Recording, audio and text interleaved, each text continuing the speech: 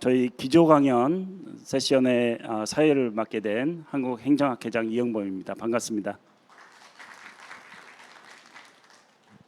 어떻게 식사는 맛있게 하셨는지 모르겠습니다.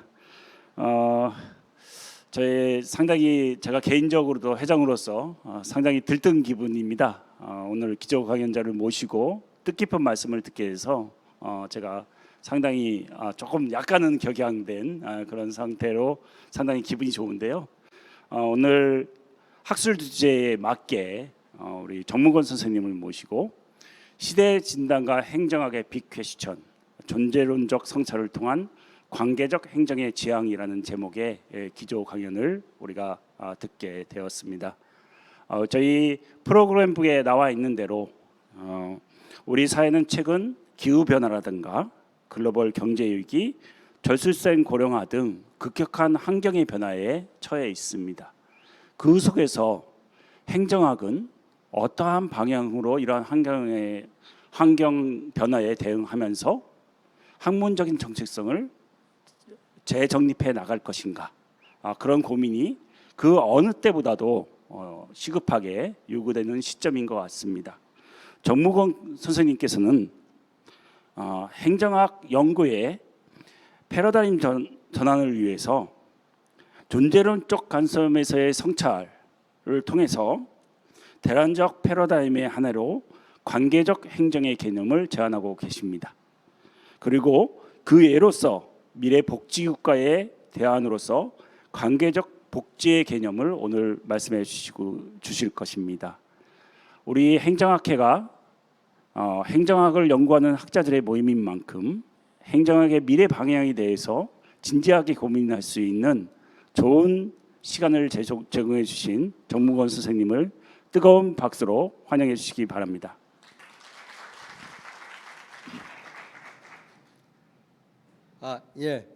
방금 소개받은 정무권입니다. 제가 그동안 그 연세대학교 미래캠퍼스 글로벌 행정학과에서 한 거의 30년을 봉직하고 작년 이맘때 퇴직을 해서 지금 퇴직 1년생입니다. 이렇게 제가 이렇게 행정학에서 기초연설을 할 만한 감이 되는가 할 때 저는 좀 그 부족한 점이 많고 부끄러운 점이 많은데 어쩌다가 이번 그 카파 포럼에 이제 그 글을 하나 이제 쓰러 요청을 받고 이런 주제를 이제 글을 쓰니까 학회 측에서 아마 이제 이번 여름학회에 그 주제로 좀 더 이렇게 해달라고 부탁을 한 것 같습니다. 조금 아직까지 제 생각이 미성숙하고 부족한 점이 많은데요. 근데 이제 제가 관계적 행정과 이제 존재론을 관심을 갖게 된 거는 사실 요거보다 더 물론 이제 전에부터 이 존재론적 관점에 대한 이제 생각들이 깊어왔지만 이제 최근 코로나 사태 이후에 어떤 미래 복지국가에 대한 고민을 많이 하게 되면서 이 그 현장에 계신 그런 다양한 그 돌봄 도우미라든가 배달 노동자라든가 하는 그런 코로나 시대 때 우리 소위 말하는 필수 노동자분들을 한 50명 분을 인터뷰를 했어요. 그 다른 같이 연구하는 집단과 함께 그러면서 그 사람들과 이렇게 같이 인터뷰를 하면서 많은 생각을 느끼게 됐고 그때 이제 뭐 전 세계적으로 그 이 다양한 그 새로운 미래 사회에 대한 불확실성에 대한 아젠다들이 떠오르기 시작하면서 이제 관계적인 문제, 관계적 온톨로지에 대한 것을 더 적극적으로 생각하게 되면서 관계적 복지를 이제 어떤 프레임을 만들기 시작을 했고 그러다가 이제 관계적 행정으로 이렇게 좀 같이 생각이 옮겨오게 되면서 이 두 가지 생각을 패러럴하게 제가 이렇게 좀 맞추게 되었습니다. 그래서 이 지금의 제가 말씀드린 주제가 아직까지 이제 좀 설있고 더 이제 정교화돼야 되겠지만 또 이제 영광스럽게도 그 기회를 주셔서 좀 제 생각을 말씀을 드리고 또 여러분들의 피드백을 받아가지고 좀 더 발전시키는 방향으로 노력을 해보겠습니다. 네, 감사합니다. 이 주제는 이미 얘기했듯이 이제 행정학이 지금 이제 어떻게 보면 위기에 처해 있죠. 행정학뿐만 아니라 사실 모든 사회과학이 지금 위기에 처해 있다고 생각이 듭니다.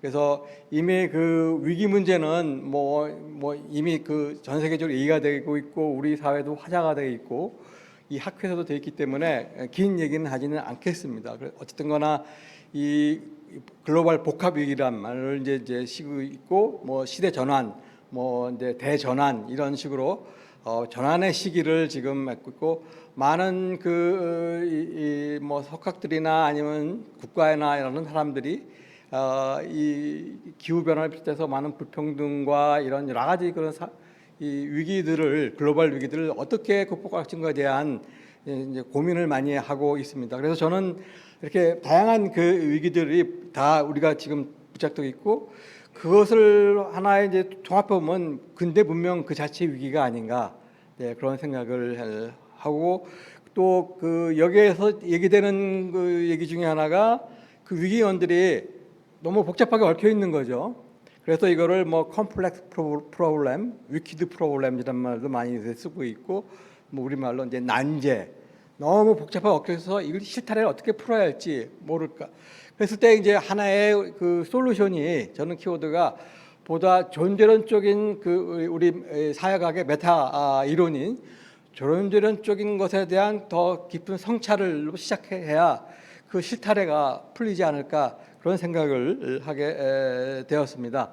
그래서 그렇다 그러면 지금 많은 사회학 뭐 특히 이제 우리 현대 경제학이 과학의 전형이라고 하지만 이 현대 과학 이 신고전주의 경제학이 지금 정당성의 위기를 진짜 맞고 있습니다. 2006년도에 글로벌 그 경제 위기도 예측을 못했고 대안도 제시도 못했고 또 이 그동안에 이제 50년 반세기의 신자유주의와 경제화가 또 글로벌화 경제화가 같이 접목이 되면서 지구촌의 경제를 갖다가 무한 경쟁 시대로 만들어놨고 우리가 그동안 그 복지국가라든가 어떤 정의라든가 이제 이런 평등 이런 그 정치적 가치들에 대해서 모든 것들을 시장화, 경제화시키는 그런 식으로 만들다 보니까 이 모든 세상에 돌아가는 게 성장 지상주의가 되고 경쟁 사회가 되고 불평등이 심화되고 그래서 이제 다른 그 학문 분과에서 이런 성찰들이 나오고 있는데 과연 그러면 행정학은 우리 행정학은 어떻게 해야 될까? 이 문제를 좀 제가 오늘 얘기하고 싶습니다. 특히 제가 생각하는 그 행정학의 학문적 성격은 이렇습니다. 이 세 가지죠. 하나는 규범성, 과학성, 실천성 이 세 가지가 균형적으로 상호 조화를 이루면서 소위 종합과학으로서 또 인적과학으로서 실천 학문으로서 우리 사회 문제를 해결하는 굉장히 독특한 학문이다라는 겁니다. 그런데 문제는 뭐냐면 그동안에 사회과학 주류가 그랬듯이 존재론보다는 인식론, 즉 실증주의라든가 경험주의에 더 매몰돼서 존재론적 관점을 이제 경시하게 되고 그럼으로써 이제 많은 것들을 이제 우리 사회가 놓치게 되고 그러면서 행정학의 어떤 본연의 그런 역할이랄까 이런 것들이 좀 이렇게 부족하게 되지 않았나 그런 생각을 하게 되는 겁니다. 그래서 이 그림을 보듯이 이 행정학의 구조는 이렇게 되어 있고 이것들의 각각의 우리 학계 여러 학자분들이 다양하게 이런 관점들을 연구를 해야 되는데 과학의 이름이라는 이름으로 또 실증주의라는 이름으로 굉장히 편협하게 우리가 그동안 연구를 해왔지 않나 그런 생각을 해서 여기 이런 모습을 한번 제가 보여드렸습니다. 그러면 이제 존재론적 관점을 우리가 다시 한번 돌아보는 것이 행정학이 이 지금 위기에 대응하는 하나의 이제 출발점이 된다고 하면 존재라는 것이 무엇인가를 좀 더 말씀을 드려보겠습니다. 존재론과 인식론은 우리가 세상을 이해하고 인식하는 방식에 대한 이론이라고 할 수가 있겠습니다. 그래서 우리가 어떻게 인간 사회, 사물, 자연의 존재를 이해하고 인식하는 중에 과학 철학, 메타 과학 이론이라고 하기도 하죠. 존재론은 이제 기본적으로 어떤 현상, 물질의 존재에 관한 이론인 것이고 인식론은 어떻게 그 존재를 인식할 것인가는 방문적 이론이라고 할 수가 있겠습니다. 그러나 이 사회과학도 이제 자연과학주의를 받아들이면서 소위 경험주의와 실증주의에 이제 매몰되면서 존재론 쪽에 대한 관심이 사실 줄어들었죠. 물론 이제 행정학계에서도 뭐 여러분들 다 아시다시피 행정학처럼 소위 이제 소수의 학자 그 스쿨들이 어떤 가치 문제나 존재 문제를 성찰을 하면서 이 어떤 그 명맥을 이어왔고, 다른 학문분과 뭐 정치학이나 사회학, 특히 이제 사회학 쪽에서는 이 존재론에 대한 얘기, 그다음에 철학이나 문화윤리학이라든가 또 이제 사회심리학 쪽에서도 이런 존재론적인 논쟁들이 있었지만 대부분 이제 주류가 아니라 소수 그룹으로 남아 있었습니다. 그래서 소위 이 존재론을 다시 복귀시키고, 우리가 이 사회가, 인간이 존재의 목적이 뭔지, 우리 사회가 어떻게 존재를 해야 하고 있는 건지에 대한 다시 근본적인 성찰을 한번 해봐야겠다는 거죠. 그래서 왜 존재론이 필요한가 하면, 오늘날의 소위 그 현대 사회과학의 우리 또 자본주의 체제와 자유민주주의 체제가 하나의 세계 질서로서 이제 지배를 하게 되면서 그 존재론적인 그 생각 전제는 뭐였냐면, 개인주의, 모든 그 주체 개체의 영역들은 독립된 존재로서 소위 인간은 결국 이적인 존재로서 함적인 존재고 자기 이익을 극대화하는 존재라는 것이 하나의 소위 자본주의 사회와 자유주의 정치학이 철학이 소위 이제 현대 사회로 이제 진입하면서 정착이 된 거죠. 거기에 파생해서 경제학이 나오고 다양한 학문들이 나오게 되었는데, 결국 이제 100년, 200년이 지난 후에 지금의 우리가 인류가 당면한 결과는 뭐냐?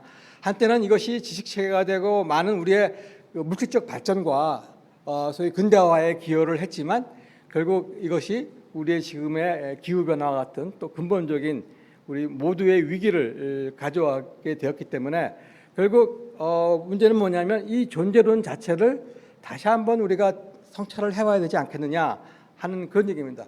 즉, 지금의 우리 각 지식이 우리의 문제를 설명하기도 어렵고 또 해법을 제시하기도 어렵다는 그 얘기는 뭐냐면, 존재론 자체의 정당성이 이제 붕괴되고 있다, 약화되고 있다라는 겁니다. 그래서 이런 그 대안적인 존재론으로서 여기서 제기하는 것이 이제 요새 다른 사회학에서도 지금 점점 부상하고 있는 관계론적 존재론이라는 것입니다. 존재론의 유형을 보면 크게 개인주의, 전체론 이렇게 크게 대비가 되고 있죠. 개인주의는 아까 말한 대로 인간이라는 것은 하나의 독립적인 자율적인 이성을 가지고 자기 이익을 극대화하는 주체이고, 그것의 그 이익들의 어떤 그 사회라는 것도 그 독립된 그 개인들의 합의인 것이고, 공익이나 이런 것, 그리고 모든 우리 정치 사회도 다, 경제도 다 독립된 하나의 존재의 영역이라는 거죠. 그래서 관계, 물론 이들도 관계가 있지만 그 관계는 유적인 관계가 아니라 소위 그 외부적인 그 관계 속에서 서로 영향을 주고받는 그런 관계라는 겁니다. 그러나 전체로는 이 하나의 유적으로 모든 것들이 다 꽉 맞춰서 연결되어 있다는 것인데, 관계적 존재론이라는 것은 이 두 개의 양극을 비판하면서 소위 인간 사회라든가 인간 관계라든가 사회는 이 모든 그 사회의 그 개체들의 아주 상호 관계, 각 영역이나 개체들이 상대적으로 자율성을 갖추고 있지만 개개의 존재의 그 아이덴티티라 뭡니까 정체성이나 성질은 다 그 외부 관계를 맺는 상호적인 작용 속에서 되어 있다고 합니다. 그래서 이 그림은 특히 최근에 스타우시라는 학자가 행정학 학자가 이제 뭐 피아레도 제시를 갖고 이제 저술도 썼지만 존재론 쪽 성찰을 갖다가 행정학에서 본격적으로 제시하고 있으면서 이 마지막 네 번째에 있는 앞으로 우리가 좀 고민을 해야 존재론은 이런 그 분화된 관계적 존재론이다 이렇게 하고 있는 겁니다.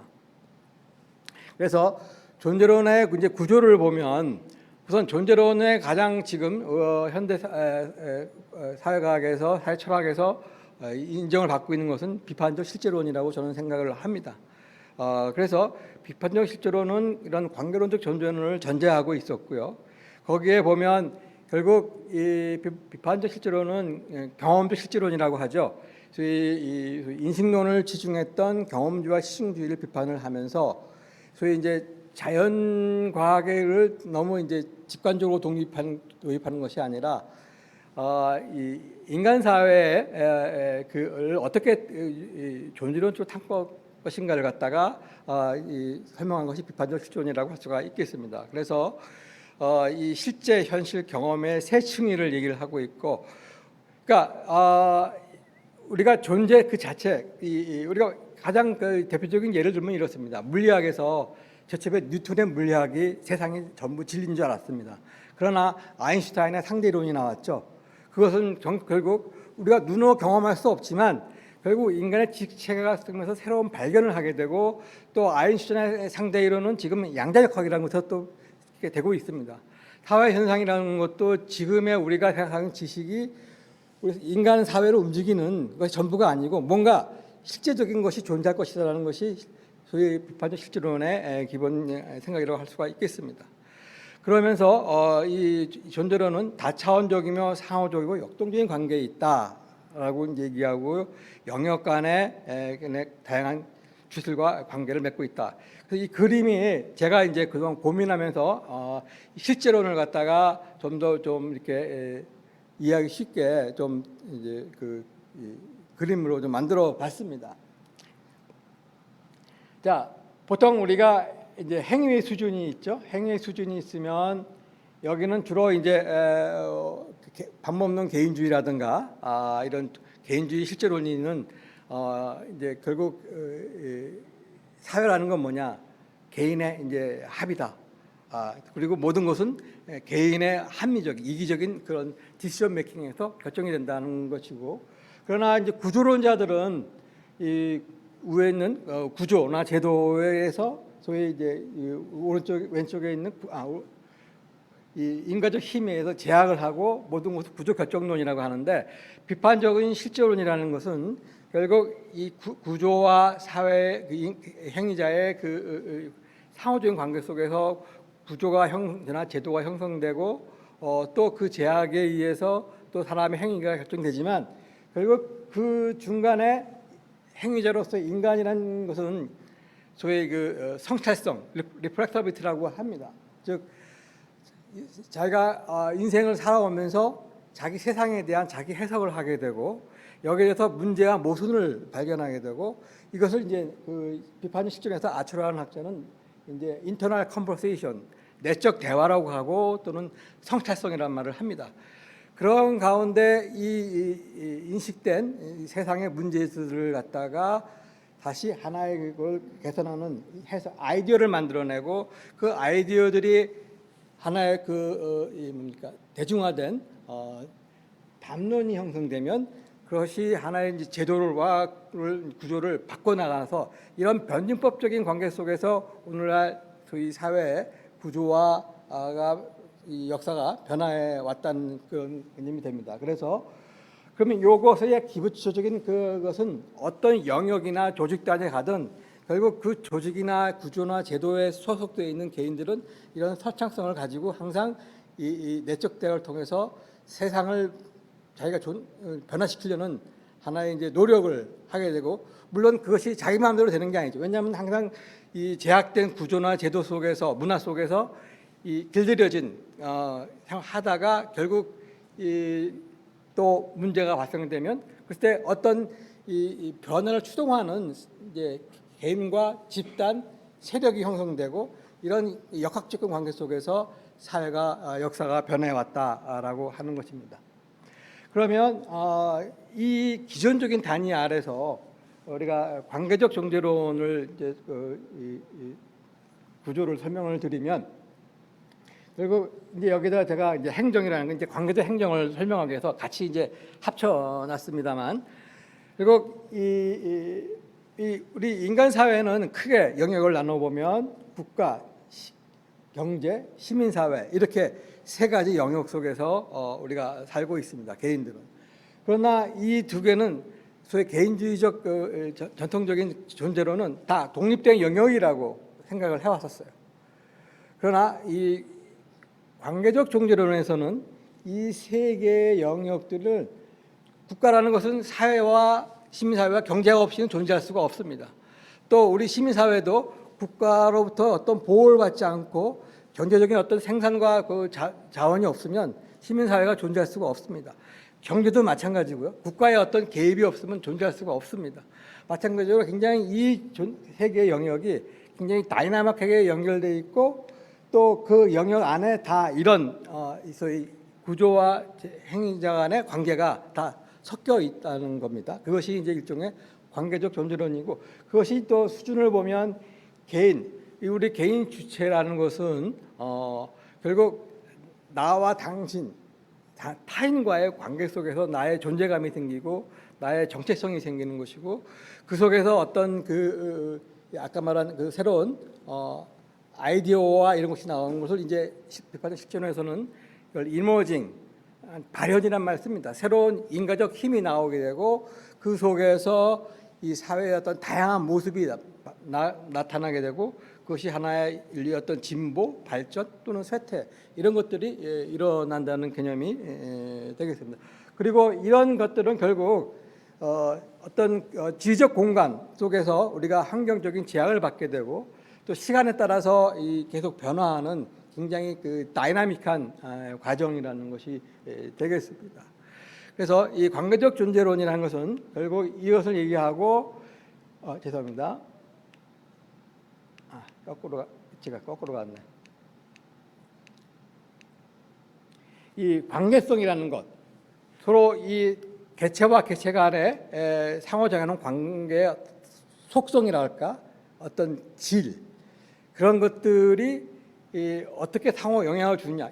결국 이렇게 관계성의 차이에 따라서 어떤 사회는 굉장히 문화적으로 번영할 수도 있고요. 어떤 사회는 쇠퇴할 수도 있고, 어떤 조직은 더 잘 발전할 수도 있고, 쇠퇴할 수도 있고, 다양한 인간 사회의 모습들이 나타나게 된다는 겁니다. 그래서 결국 이 사회과학 이론이라는 것은 이 관계성의 인과적 관계를 어떻게 풀어서 우리가 지식 체계를 만들고 이거를 통해서 어떻게 우리가 사회를 변화시키고 개선시킬 것이냐 하는 그런 개념이 되겠습니다. 그래서 그러면 미안합니다. 너무 많이 나갔네.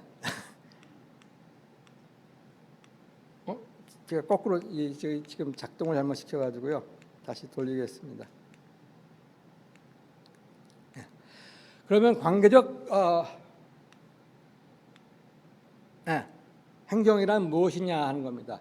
즉 관계적 행정이라는 저의 생각은 뭐냐면 이런 그 행정학 연구의 하나의 파라다임이 관점에서 볼 때 관계적 행정이라는 것은 이전에 얘기했던 관계적 존재론에 근거해서 다양한 행정 현상을 해석하고 그 하나의 이제 이론을 구축하고 그 대안을 제시하는 그런 이 과정을 저는 그 관계적 행정이라고 일단 얘기할 수가 있겠습니다.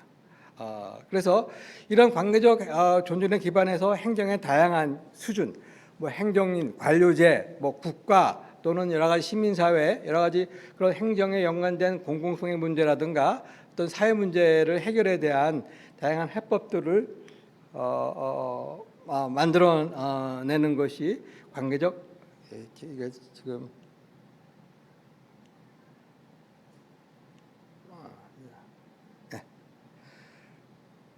그래서 이러한 행정이라는 그 하나의 바운드리 영역에서 이 다양한 구조, 제도, 조직, 주체들의 관계성을 갖다가 아까 말씀드린 밝히는 것이고 그것을 통해서 소위 이제 어떤 이제 형성된 이 행정 시스템, 행정 과정, 정책, 집행, 거버넌스 이런 프로그램 전략들을 갖다가 만들어내고 실천하는 과정을 제가 통합적으로 관계적 행정이라는 생각을 하였습니다.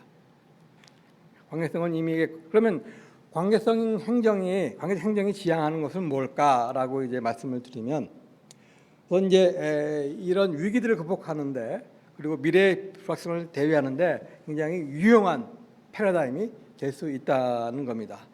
그랬을 때 관계적 행정은 국가와 시민 사회의 관계를 갖다 더욱 역동적으로 관계를 구축을 해야 한다는 이제 명제가 나오게 되고요. 그리고 제도와 행위자들의 네트워크를 잘 탄탄하게 만들어서 서로 소통을 하고 소통 속에서 이제 신뢰가 나오고 그러면 이제 혁신에 대한 아까 말씀드린 행위자의 아이디어와 담론이 모여서 담론이 되고 그것이 이제 정치적 세력화가 되면 어떤 제도를 변화시키는 힘이 되는 것이고 결과물이 나오게 되는 게 되겠습니다. 그랬을 때 전통적 행정학은 주로 이제 공권력을 가진 공공기관이나 조직이나 정부나 정치기관이 좀 수직적으로 어떻게 문제를 해결하느냐 하는 그런 하향식의 관계였다 그러면 관계적 행정은 이제는 국가의 역할도 점점 사회가 복잡하게 얽혔기 때문에 정부가 혼자 할 수가 없습니다. 그래서 이제는 이 국가와 시민사회와 경제와의 유기적인 관계를 좀 더 잘 우리가 이해할 수 있다 그러면 이 시민사회에 함께 협력해서 네트워크를 강화하고 민주 역량을 강화시켜서 같이 해결했는. 그래서 최근에 나오는 많은 여기 나올 것이 이제 글로벌 협력적 가버넌스라든가 신공공 가버넌스라든가 또는 코프로덕션이라든가 코크레이션이라는 것이 지금의 많은 행정학이나 사회학의 대안으로 이제 얘기가 돼 있습니다. 근데 우리 한국 국내 사회과학계라든가 행정학계에서도 그런 많은 분들이 말씀을 하시지만 제가 보기에는 해외에서 훨씬 더 적극적으로 우리보다 이 개념들을 제시를 하고 여기에 대한 많은 사례나 경험된 연구들을 더 많이 실시하는 것으로 저는 알고 있습니다. 그래서 요새 나오는 하나의 이제 그 개념이 뭐냐면 적극적 시민. 왜냐하면 우리가 이 사회를 변화시키는 건 결국 사람이란 말이에요. 행위자이기 때문에 결국 행위자의 그 주체는 누구겠습니까? 시민사회의 시민인 것이죠. 특히 민주주의 사회에서는 민주적인 역량을 가진 시민들이 적극적으로 참여를 통하고 이제 조직화를 통해서 어떤 정치적 세력화를 통하고 아이디어를 제시해서 정치나 행정에 영향을 미치는데 또 그러면 항상 아래로부터 위로만 올라가는 거냐? 아니죠.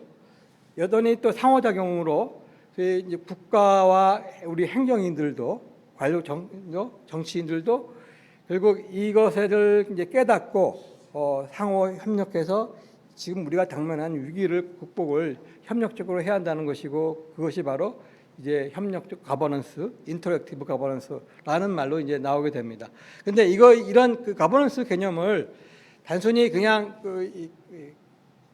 보이는 현상적으로 우리가 고민할 게 아니라 쟤는 관계론적 존재론을 깊이 이해를 하고 그 관계성을 갖다 더 우리가 밝히고 성찰을 할 때 더 우리가 잘 맞는 지식이 이론이 생성이 되고 거기에 대응할 수 있는 대안들이 더 잘 나올 수 있다 이렇게 말씀을 드리는 겁니다. 그래서 결국은 이를 위한 행정 인프라나 시스템을 구축을 하고 이 사람 중심의 행정학을 좀 더 우리가 해보자 하는 그런 얘기가 되겠습니다.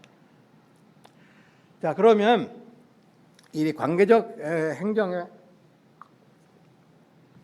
파라다임으로 우리 이제 행정학에서 무엇을 얻을 수 있을 것인가, 어떤 도움을 받을 것인가라는 것을 몇 가지 이제 사례를 들어서 말씀을 드려보겠습니다.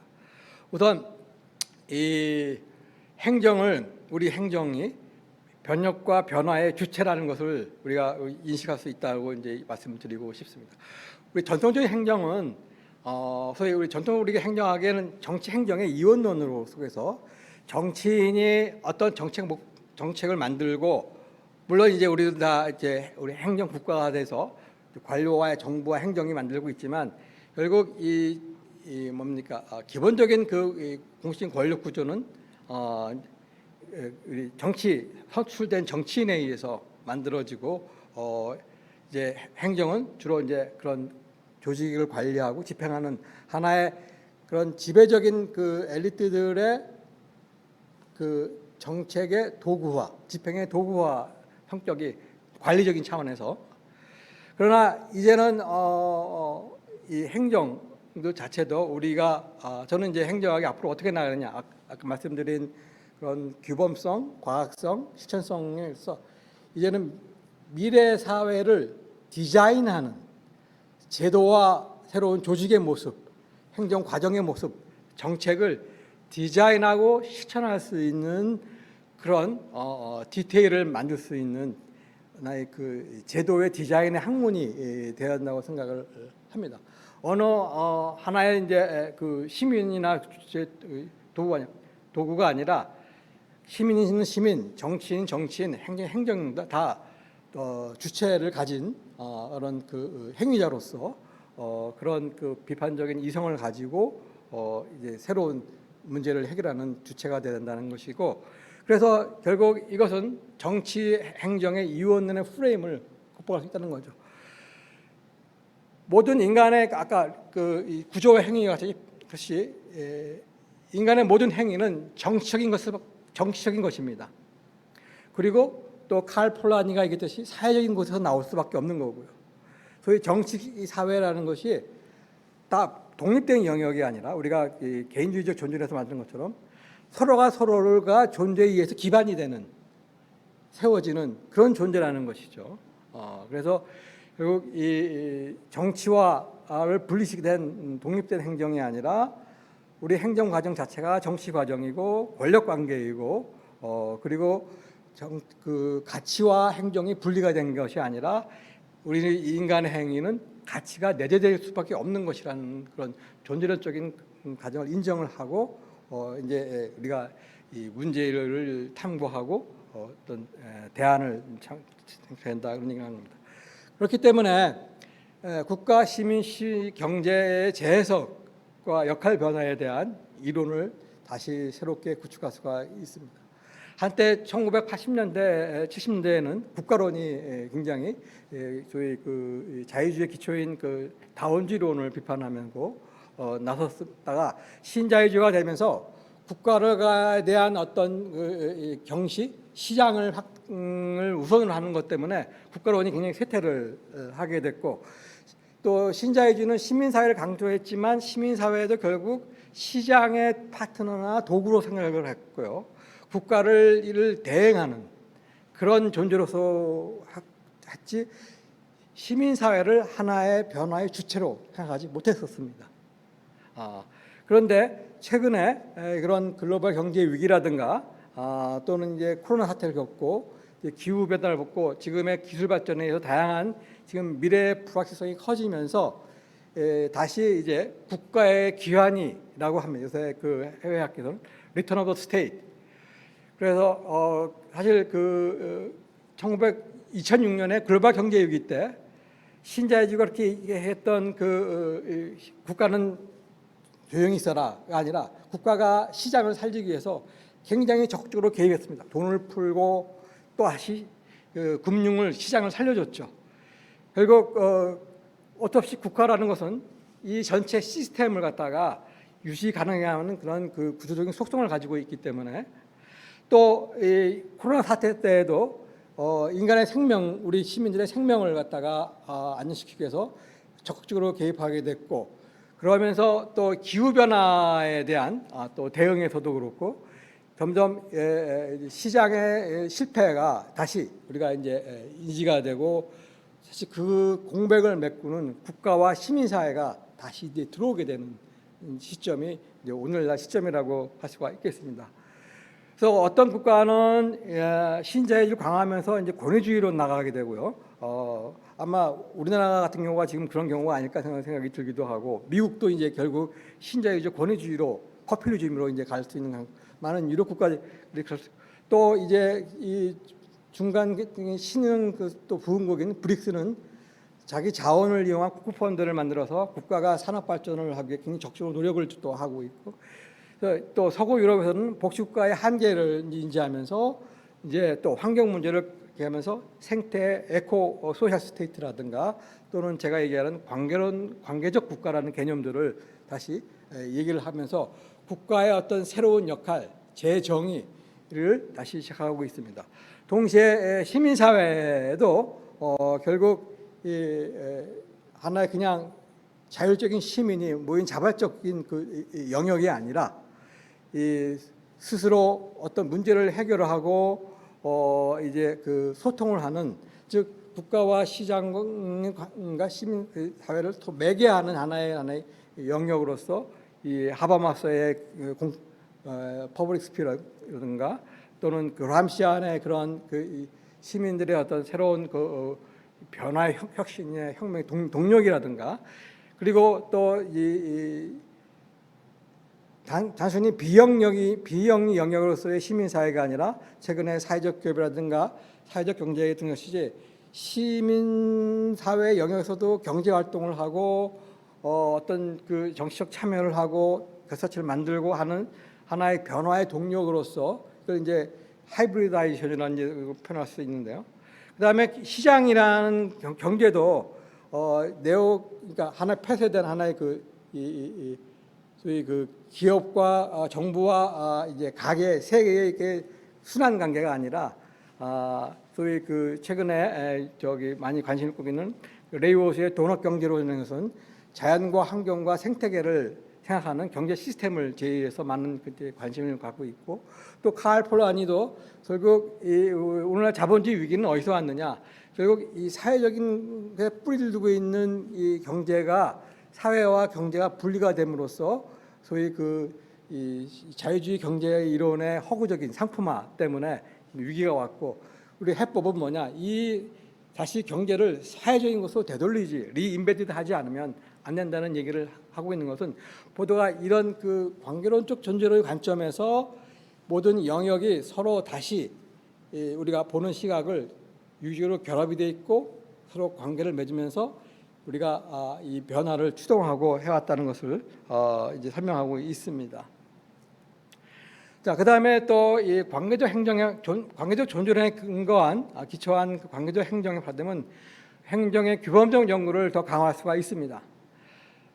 왜냐하면 우리 존존에서 그 비판적 존존이 얘기했듯이 인간 행위장의 어떤 성찰성을 강조하고, 그 존재론에서는 우리 사회 현상을 우리 과학자가 과학을 할 때 가치와 이 정치적인 문제를 분리시킬 수도 없다고 얘기를 했습니다. 그렇기 때문에 또 우리는 이제 새로운 어떤 시대의 대안적인 패러다임을 만들 때에는 결국 새로운 가치를 우리가 창출을 해내야 되고, 새로운 그 디자인을 하려면 인간의 어떤 이기적인 존재로서만 보는 게 아니라 서로 협력적인 존재이고 이타적이면서 인간의 본성에 대한 새로운 성찰이 필요하게 되고 새로운 가치와 규범을 요구하게 됩니다. 그래서 이런 규범적 연구를 이제 이런 존재론을 통해서 더 활성화시킬 수가 있다는 것이고요. 그렇기 때문에 결국 공공성의 개념도 결국 이 관계적 존재론에 의해서 더 확장시킬 수 있다고 얘기할 수가 있겠습니다. 이 전통적인 공공성은 우리 행정에서는 주로 공권력을 가진 정부가 공권력을 가지고 어떤 문제 해결하는 것을 공공성이라고 봤습니다. 또 경제학의 영역에서는 국가가 왜 개입을 하느냐? 시장이 실패하기 때문에. 단순히 시장이 잘 돌아가기 위한 시장의 실패에 근거한 정부의 개입을 소위 경제학 관점에서의 공공성으로 봤습니다. 이런 식으로 또 이제 정의론의 관점에서 보면 우리가 많이 지금 복지나 우리 사회에 이 지지를 받고 있는 그 정의론은 존 롤즈의 정의관이 상당히 지금 많이 지지를 받고 있지만, 존 롤즈의 정의론도 결국은 자유주의적 개인주의적 존재론에 기반하고 있습니다. 그래서 정의 문제를 갖다가 주로 배분적 정의하고 개개인의 합리성에, 그러니까 배일을 해놓고 합리성에 의해서 임의적으로 그 우연성에 의한 부의 축적을 재분배하는 모든 그 정의론의 논리가 다 개인주의적인 존재론에 근거하고 있단 말이죠. 이제 그렇게 하다 보니까 이 소위 그 비판이론에서 얘기하는 그 낸시 프레이저 같은 인정이라든가 사람과 사람과의 관계에 의한 인정적 정의라든가 다양한 우리 소위 자유주의 정의론 체계에서 담아내지 못하는 우리의 가치 문제들, 정의 문제들이 지금 많이 존재하고 있단 말이죠. 중에 이제 소위 그 다원성이라든가 또 소수자라든가 이런 문제들에 대해서, 그래서 이제 이 관계적 존재론이라는 것은 이 관계적 측면에서 나오는 소위 정의의 문제를 우리가 다시 고민하게 되고 거기에 정당성을 부여할 수 있는 것을 가능하게 해준다 얘기할 수가 있겠습니다. 그래서 기본적 영어도 그리고 또 요새 우리 행정학에서 저기 굉장히 관심을 끌고 있는 공공가치 연구도 마찬가지입니다. 공공가치라는 것이 기존의 가치뿐만 아니라 사람과 사람이 제도와 서로 인터랙션을 하면서 우리의 문제 해결에 필요한 새로운 가치를 창출하자는 것이 공공가치의 기본적인 론의 아이디어입니다. 그래서 결국 이 관계론적 존재론을 우리가 시작을 하면서 공공가치 규범 연구를 활성화시킬 수 있다라고 할 수가 있겠습니다. 또 시민사회도 어떤 연대와 협력의 가치가 점점 강조가 되고 있고요. 그다음에 거버넌스 이론도 아마 관계적인 관점에서 가장 활성화된 이론이 거버넌스 이론이라고 할 수가 있겠습니다. 과거의 행정은 거버먼트 그 자체에 우리가 관심을 가졌지만 우리는 요새 거버넌스를 얘기하고 다양한 주체 간의 조정의 관계를 설명하려고 하고 있습니다. 그러나 이 거버넌스 이론도 보다 우리가 심층적으로 관계적 존재론에 근거하면 좀 더 심층적인 거버넌스 이론을 만들어낼 수가 있고 거기에 이제 상응하는 것이 최근에 나오는 협력적 거버넌스라든가 신공공 거버넌스라 그래서 소위 이 시민사회와 시장과 국가가 서로 더 유기적으로 협력하는 것이고 또 최근에 또 나오는 이 위기 관리의 거버넌스로서 로비스트 거버넌스도 결국은 바로 이 관계적 존재론의 관점에서 더 이 규명을 잘 할 수 있고 발전시킬 수 있다 이렇게 생각을 하는 겁니다. 그다음에 또 기존의 신제도주의 이론에서도 풍성한 관점을 저는 제공할 수 있다고 생각을 합니다. 예를 들어서 역사적 제도주의는 전통적으로 제도가 행위자를 제약한다는 관점이고 주로 경로 의존성에 관점을 두었습니다. 그래서 잘 변하지 않는다는 거죠. 그런데 우리는 지금 변화를 해야 할 시점에 있습니다. 그럼 사회가 어떻게 변화하는가라는 설명을 하려면 바로 앞에서 얘기했던 행위자의 어떤 성찰성과 구조를 변동시키는 그 메커니즘을 우리가 더 이해할 수가 있는 것이고요.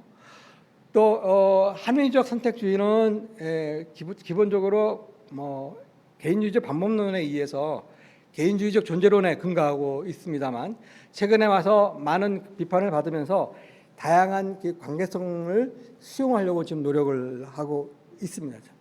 또 이 사회적 하약적 제도론도 단순히 문화적 규범의 적절성의 문제가 아니라 우리가 지금 얘기하는 그런 구조와 행위자 간의 성찰성을 갖다가 보다 하면은 왜 어떤 문화가 고착되고 변화되는 그 관계를 우리가 더 자세히 설명할 수가 있고 또 아이디어에 담는 제도주의도 결국 하나의 이 담론에 나오게 되는 메커니즘 그 담론의 변화하는 과정을 갖다가 바로 구조와 행위자의 관계 속에서 더 잘 설명할 수가 있다는 것이죠. 그다음에 정책 집행과 공공 서비스의 공공체계 혁신에서도 이런 관계적 존재론에 근거한 관계적 행정의 개념이 크게 도움을 줄 수 있다고 생각을 합니다. 이미 아다시피 최근에 이제 많이 유행하는 용어가 이제 지금 일방적인 그 복지 서비스나 공공 서비스가 국가가 획일적인 관료 조직을 하는 것은 계속해서 문제만 나올 뿐이고 효과성이 없다고 얘기를 하고 있습니다. 굉장히 복잡해지고 이 난제 속에서 다양해진 욕구와 이 니드들을 소위 해소하려면 소위 시민사회와 적극적으로 협력을 통해서 공동 생산이라든가 또는 그 문제를 이해하고 또 해법을 제시하는 공동 이제 창조라든가 이런 이 협력과 이 관계를 갖다가 좀 더 이제 고민을 해야 한다는 것이 소위 그 최근에 나온 그 공공 서비스 혁신의 이야기들입니다. 특히 이제 복지 서비스 분야에서 특히 돌봄의 문제에서 우리 현대 문제인 이 공동 생산과 지역 사회 기반의 그런 이 시민 사회와 협력하는 이 공급 체계가 굉장히 중요하다고 지시가 되어 있고, 그렇기 때문에 소위 우리가 시민 사회를 다시 새롭게 이제 이해를 해야 되고, 그 다음에 소위 제3섹터도 단순히 비용 중의 합급이 아니라 이 다이나믹한 관계 속에서 문제를 해결하기 위해서 스스로 어떤 그 조직의 형태를 변형시키는, 그것이 최근에 나오는 일종의 사회적 기업의 새로운 조직의 형태라든가, 또다시 전통적인 협동조합이 새로운 혁신을 잇고 사회적 협동조합으로 하면서 또 민주적인 하면서 비영리적이지만 시장에서 하는 경제 활동을 하면서 공익과 사회 문제를 해결하는 하나의 새로운 조직의 형태로서 지금 나타나기 때문에, 이런 조직들을 어떻게 공공 서비스의 혁신에, 공급의 혁신에 기여할 고민할 수가 있다는 것입니다. 그다음에 전통적인 행정학의 영역인 조직, 인사, 재무 영역에도 저는 관계적 관점이 도움을 줄 수 있다고 생각을 합니다. 그래서 조직의 혁신을 통해서 이는 조직 구성 간의 협동과 협력 또는 관계적 리더십에 통해서 혁신이 나올 수가 있고요. 그다음에 이제 인사행정 쪽에서는 결국 하나의 기계적으로 이제 어떤 정치적 중립을 가진 그런 그 관리자적인 측면에서의 행정인이 아니라 시민들과 적극적으로 소통하고 관계를 네트워크를 만들어 주면서 적극적인 문제 해결을 하는 행정인으로서, 그래서 그 릴레이셔널 스킬이라는 관계적 소위 이제 그 스킬을 더 강화시킬 수 있는, 그다음에 재정이나 재무 행정에서도 이 위기 관리의 어떤 재정의 정치 경제의 이론이라든가 또는 또 이 참여유센자라든가 이런 이 지역 사회 단위에서 지역 주민들이 스스로 문제를 해결할 수 있도록 자원 배분을 어떻게 효과적으로 해주고 이거를 통제할 수 있을 것인가에 대한 것도 바로 이런 관계적인 관점을 이해하는 통해서 더 나올 수가 있다는 것입니다. 때문에 융합적, 초학문적 이런 연구의 필요성을 우리가 더 강조할 수 있고 더욱 다양한 방법론을 활용해야 된다고 볼 수가 있겠습니다. 마지막으로 비교행정, 비교정책, 또 우리 한국행정연구에서 우리 한국 행정현상의 특성이 뭘까라는 것을 이걸 이제 한국 행정의 토착화 또는 한국화라는 말을 많이 쓰는데요.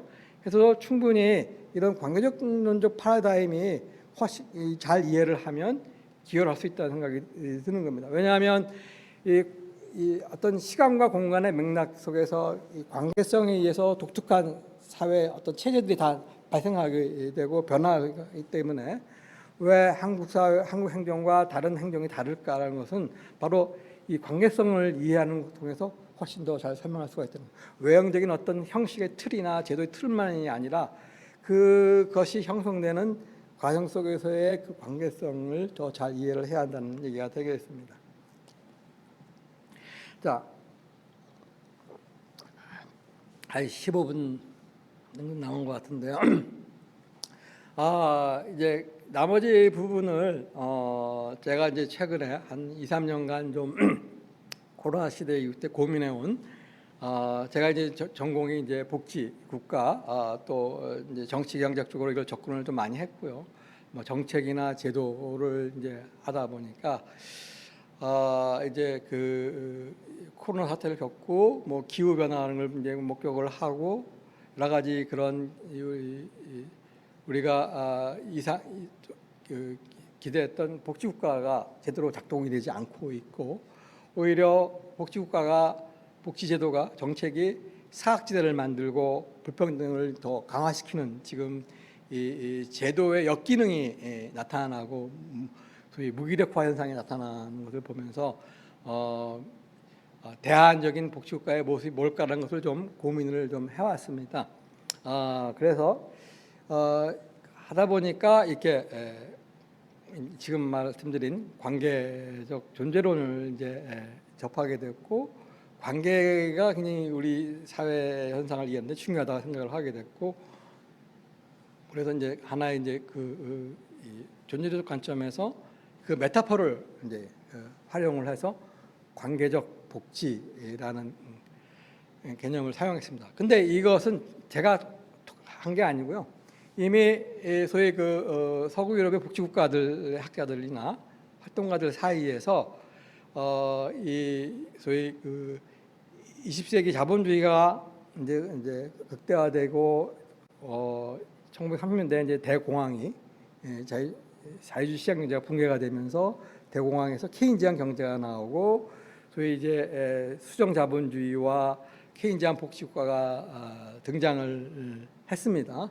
그러다가 이제 1970년대 이후에 다시 세계 경제 위기가 오고 오일 쇼크가 나고 여러 가지 세계 경제 질서가 혼돈이 오면서 그 하나의 또 그 대안으로 시장을 다시 부활시키는 신자유주의가 이제 지배적이 되었고 신자유적인 어떤 이제 시대 사조가 우리 글로벌 사회를 이제 하나의 어떤 헤제모니적으로 이렇게 지배하게 되고 모든 만드는 게 벌써 50년이 지납니다. 그래서 그랬을 때 복지국가가 이제 산업사회를 기반으로 해서 이제 만들어진 제도들인데 이것이 이제 세계화라든가 이런 신자유주의화라든가 여러 가지 그 사회 경제 구조의 변화에 따라서 저출산 고령화 해서 이 제대로 작동이 안 된다는 것에 대한 하나의 이제 그 리플렉티브 반성이죠.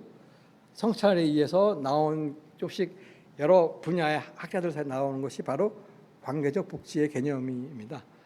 우리 사회에 많이 이제 관심을 가지게 이끌었던 것은 영국의 그 사회 활동가인 힐러리 코탐이라는 그 사람 여자분인데 빈곤과 시민운동 활동을 했던 사람인데 소위 레디컬 헬프라는 그 책을 발간하면서 특히 사회복지학계에는 많은 그 이제 관심을 가게 되었습니다. 그래서 전통적인 영국의 국가 복지 모델을 비판을 하고 소위 실질적으로 이 빈곤을 해결하고 이 다양한 이 사회의 복합한 문제들을 해결하기 위해서는 지역 사회에서 소위 시민들, 약자와 가족과 그 이웃들이 같이 공동으로 문제를 해결하는 협력 관계를 맺어야 근본 치유화되고 이제 그 활성화될 수, 문제를 해결할 수 있다는 것을 개념에서 이제 관계적 복지라는 개념이 나왔고요. 그러니까 인간의 그 소위 그 개인주의와 공유주의적인 시장이 만들어낸 경쟁이 만들어낸 이 공동체가 파괴된 것을 다시 인간의 본질적인 관계를 회복시켜야 된다는 거죠. 또 이 소위 복지국가의 이상적인 모델이라고 할 수 있는 삼인주의 복지국가들 학자들 사이에서도 결국 그동안에 삼인주의 복지 체제가 발전을 하면서 하나의 복지국가의 이상적인 모델이 되었지만 다시 세계 경제의 침체와 신자유주의가 계속되면서 점점 그 삼인주의의 어떤 모델이 쇠퇴하게 되고 더 시장에 더 종속되는 관계로 가면서 다시 새로운 하나의 복지의 모습으로서 이 관계 복지를 갖다가 또 제기하고 있습니다. 그래서 거기에 제가 이제 아이디어를 얻어서 이 관계 복지를 좀 더 이제 하나의 제가 이제 전공하는 정치 경제학적인 방법에서 하나의 그 사회 체제적인 어쩌면서 하는 모델을 이제 만들어 보려고 노력을 했습니다. 그래서 이제 그거를 이제 말씀을 간단히 한 10분 안에 드리고 사실은 이 관계적 복지랄까 관계 복지 국가에 대해서 더 관심이 있으신 분은 이 다음 세션에 이제 생애 연구 세션에 이제 저하고 고려대학교의 그 김희강 교수님은 이제 그동안 그 돌봄의 문제를 굉장히 이제 오랫동안 연구해 오신 분인데 이제 저와 함께 같이 또 복지국가의 대안에 대한 이제 논의를 하게 세션이 또 만들어지게 되었습니다. 그래서 보다 구체적인 그 관계적 복지국가에 대한 이야기는 그 세션에 또 제가 또 다시 구체적으로 할 예정이고요. 관심 있으신 분은 계속해서 참여해 주시면 고맙겠습니다. 어떻게나 이제 그 관계 복지라는 것은 그런 지금의 국가 복지라는 복지국가라는 것이 점점 이제 신자유주의화되면서 한때 복지국가는 정치적으로 시장을 견제하고 노동의 상품화된 또는 상품화시키면서 소위 그 사회적 시민권의 권리로서 소위 인간다운 생활을 하는 국가가 보장을 한다는 그 국가적인 이상으로서 이제 하게 되었는데 그동안에 50년의 신자유주의화는 점점 국가 복지를 어떤 식으로 만들어 왔냐면 이 소위 이 경제의 물질적 성장의 도구, 성장에 종속된 복지로 만들었다는 것이죠. 그래서 어떤 그동안의 그 케인지안 복지권의 어떤 그 두터워진 복지 보호 체계를 점점점 이제 얇게 만들고 시장과 고용을 할 수 있는 그 워크페어라고 합니다. 이제 근로연계 복지라고 하는데요. 그런 식으로 시장에 자꾸만 사람들이 그 기울에 끼어들어가서 일을 하고 생산을 해서 그 성장에 기여하는 그 복지의 본연의 어떤 어떤 이상적인 모습, 인간다운 어떤 권리, 어떤 인간다운 삶이 아니라 이 자본주의 시장 경제 체제에서의 그 시장의 작동과 자본의 축적, 성장을 잘 기여하도록 만드는 복지로 이게 바뀌어져 가버렸다는 겁니다. 그런데 그러다 보니까 또 하나의 중요한 이제 문제가 발생한 게 된 겁니다. 그동안의 자본주의 성장, 경제 이론이라든가 복지 문제는 소위 생태 문제, 기후 변화의 문제에도 관심을 가지지 못했습니다. 주로 결국 복지는 뭡니까? 성장을 해서 파이를 키워야 줄 수 있고 그래서 평등하게 나눠갈 수 있는 것이고 또는 이제 복지가 있어야 경제가 성장한다. 즉 성장과 복지의 뭐 대립이든 보완이든 두 관계만 생각을 했지 이 우리 자연환경 지구촌에서 소위 이 경제와 복지가 기후 변화가 어떻게 미칠 것인가에 대해서는 생각을 못했다는 거죠. 그렇기 때문에 이제는 아까 이제 그 복지국가도 하나의 새로운 개념으로 아까 말씀드렸듯이 소위 이제 생태 사회국가, 즉 생태 문제를 기후 변화를 고민을 하고 동시에 국가 복지만을 얘기하는 것이 아니라 이 사회 전체가 다 같이 협력해서 제도를 바꿔서 모두의 복지를 증진시키는 그런 의미에서 이제 생태 사회 국가입니다. 그렇다고 국가 역할이 없어지는 게 아닙니다. 국가 역할은 영원히 중요하지만 정통적인 국가 중심의 복지는 이제 어렵다는 거죠. 그리고 성장 중심의 복지도 어렵다는 겁니다. 그러려면 새로운 그 복지의 개념이 대안적으로 드러나는데 이제 그것을 제가 관계복지라는 것이 하고 전통적인 복지는 우리가 빈곤을 측정할 때 다 뭡니까? 그래서 소득을 보장해주고 즉 모든 그 밸류를 이 화백 머니화 시켜가서 이 복지를 구별하고 기준을 만들고 이제 했었습니다. 이제 기후 변화를 생각하고 생태를 생각하면은 더 이상의 성장 중심의 복지는 어렵다는 거죠. 그 관계를 끊어야 되는. 그래서 이거를 소위 성장과 아니면 생산과 복지, 전통적인 복지는 물질적 복지에 관심을 두었고, 소위 우리가 복지라는 개념에서는 그러니까 이게 자유주의나 그 개인주의는 헤도니즘이죠. 소위 그 행복의 개념을 어떤 그 물질적인 소득을 통해서 자기가 원하는 소비를 통해 가지고 소비를 통해서 만족도를 얻고 행복을 얻는 건 그런 관계를 생각하는 겁니다. 그러니까 빈곤이라도 결국은 뭐냐? 필요한 재화를 구입할 소득이 적으니까 소득을 줘서 소비를 하게 만든다는 개념이죠. 근데 경쟁 사회가 되다 보니까 소득 중심으로 이제 모든 잣대가 기준이 나가게 되고, 그 다음에 그렇게 하다 보니까 결국 그 시장에서 생산도 자원을 적극적으로 착취를 통해서 계속 성장을 해야 된다는 거죠. 결국 이제 기후 변화라는 그 엄청난 인류의 이제 재앙의 위기가 오게 된 건데, 그러니까 이 생산과 소비의 어떤 극대화를 이 디커플링이라고 합니다. 이 관계를 끊어야 되는 그 하나의 명제가 생긴 겁니다. 생태라는 환경이라는 하나의 큰 변수가 생기면서, 자 그래서 이제 간단하게 이제 먼저 설명을 하면 이런 겁니다. 이제 요거 그림은 아까 이 관계적 존재론의 그 메타포를 이 복지의 개념으로 이제 대입을 시킨 건데요. 결국 관계적 복지라는 것은 우리가 물질적 복지가 우리가 전혀 무시하는 건 아니죠. 우리가 기본적으로 소비할 수 있는 재화를 획득을 해야 됩니다. 그런데 이것만 가지고는 안 된다는 거죠. 전통적인 복지는 개념은 물질적인 충족이 되면 주관적인 만족도가 강할 것이다. 이렇게 해서 이 물질적 복지와 주관적 복지만을 갖다가 강조를 해왔었어요.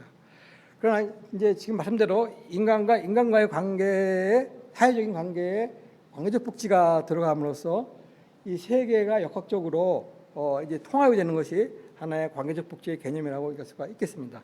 이랬을 때 주관적 복지라는 것은 사람이 이제 느끼는 어떤 복지인데, 이 전통적인 그런 이 물질적인 행복감 중에서 나는 행복감이 아니라 다음에 얘기하는 그 아리스토텔레스가 얘기했던 인간의 어떤 사회적 존재이기 때문에 사회적 존재로서 타자와 나의 관계를 형성하고 같이 번영을 해야 나의 어떤 존재성, 자존감, 삶의 어떤 긍정 가치, 인간의 느낀다는 거죠. 그걸 이제 그 플러리싱이라는 말을 이제 영어로 번역하고 번영이라는 말로 우리가 해석하고 있는데요. 그러니까 물질적 충족의 복지의 개념이 아니라 공동체의 구성원으로서 더불어 같이 사는 삶, 내가 나의 존재감을 상대방한테 같이 공존하면서 사는 것, 그리고 기여하면서 또 받고 상호 주고받는 삶 속에서 느끼는 이 주관적 복지가 바로 이제 관계적 복지가 지향하는 주관적 복지가 되겠습니다. 그랬을 때 이제 이런 다양한 그 차원을 같이 이제 고민을 해야 된다는 것이고요.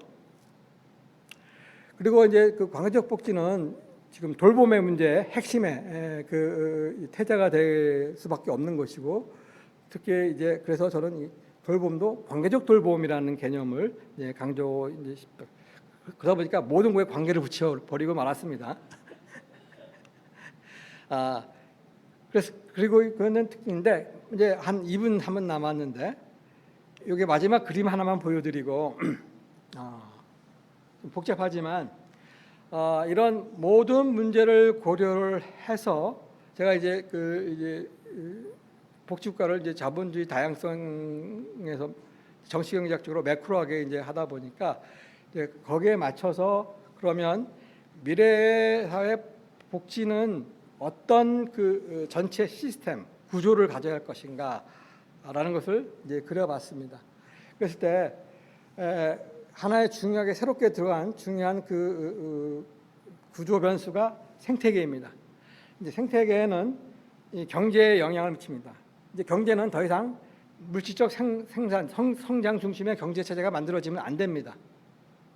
그렇기 때문에 복지 또한 어떤 소비 지향적인 그런 물질적인 그 보상의 복지가 아니라 인간 사회에서 상호 관계, 소위 이게 아리스토텔레스가 얘기했던 좋은 삶, good life의 관계에, 그러니까 그러면서 내가 이제는 물질적으로 좀 부족하더라도 내가 행복한 이유는 뭘까? 내가 다른 사람부터 인정을 받고, 내가 다른 사람한테 뭘 도움을 줄 수 있고, 받을 수 있고, 서로 좋은 관계를 형성을 해서 서로 의존하고 돌봐주고 받고, 그래서 나의 어떤 그 존재감과 자존감, 어떤 정체성을 갖다가 느낄 때, 그때가 진정한 인간의 행복이 아니느냐, 그런 개념이죠. 그래서 물질의 어떤 그 정도를 이제 좀 더 약화시키지 않으면 말한 그 생태계의 문제를 우리가 해결할 수 없다는 거죠. 그다음에 이것을 조정하는 정치 체제도 결국은 오늘날 이 대민주주의 체제가 이제 한계가 왔습니다. 그래서 대표성의 문제에 위기가 왔고, 그러면 어떻게 해야 되느냐? 좀 더 그 풀뿌리 민주주의로 거의 내려가서 이 지역사회 소위 단순히 정치적 민주주의뿐만 아니라 이제는 소위 과거의 복지국가는 사회 민주주의를 얘기를 했었습니다. 그러나 이제는 소위 경제 영역에서도 민주주의가 확대가 돼야 된다. 그러면 경제 민주주의가 확대되는 방법은 뭐냐?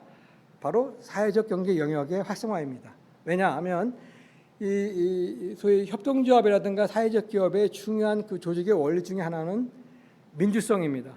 구성원들이 이해관계자 속에들이 서로 지역사회와 이제 관심을 가지면서 민주적으로 참여하고 생산하는 분배하는 그런 이제 기본 조직들이 만들어져야 된다는 것이 소위 사회적 경제의 기본 원리인데요. 그래서 그렇게 되면 시민들의 민주적 역량이 강화가 되고 그것이 이 대민주주의의 잔점을 극복하고 또 국가의 어떤 영향을 중앙 정치의 영향을 행사하고 전체적으로 민주주의가 활성화되고 민주주의적인 그 활성화되면 경제적 독점의 어떤 자본의 영향력을 또 정치적 권력을 통해서 또 시민사회 권력을 통해서 억제할 수 있고 이런 상호 관계의 보완 관계성을 이제 형성할 수 있다는 거죠.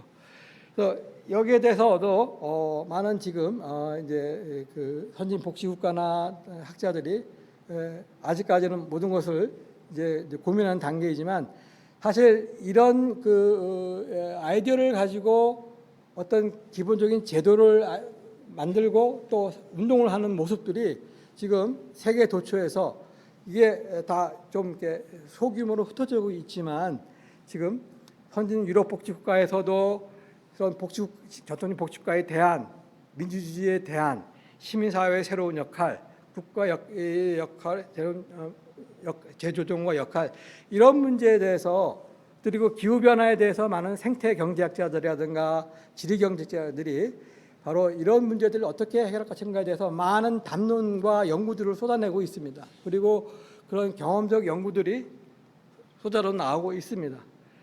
한국에서도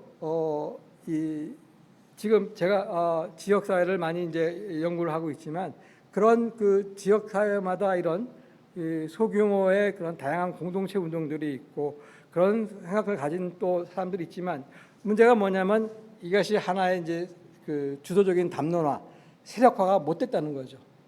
그랬을 경우에 이것이 우리 행정의 영역도 행정학자들이 이런 현상들을 보다 적극적으로 이제 문제의식을 가지고 연구를 해서 우리 행정학 분야에서도 그러면 정부가 어떻게 바뀌어야 되느냐, 관료제의 역할은 뭐냐, 또 행정 과정 속의 다양한 뭐냐, 서비스의 공공 서비스 공급 체계를 어떻게 바뀌어야 되느냐, 그다음에 시민사회와 행정은 어떤 관계를 맺어야 되느냐, 이런 다양한 그런 관계적으로 다양한 영역의 관계에 행정을 하나의 집단적인 그 공공 문제 해결의 과정이라고 우리가 넓게 정의를 한다 그러면 이 다양한 행정 주체들이 정부의 관료든 아니면 정치인이든 시민이든 이 문제 해결에 대한 하나의 그런 소통과 통합의 그런 관계가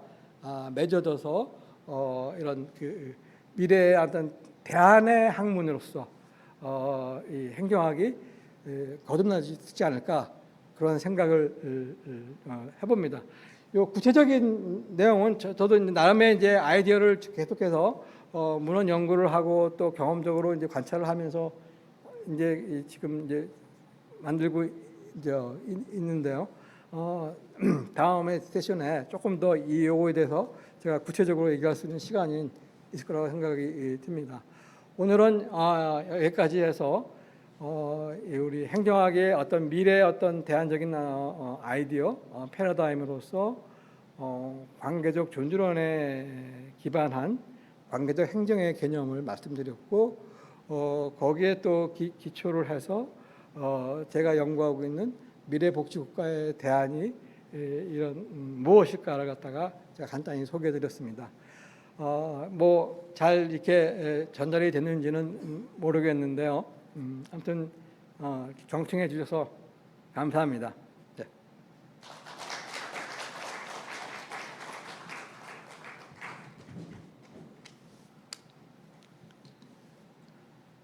네, 선생님 감사합니다.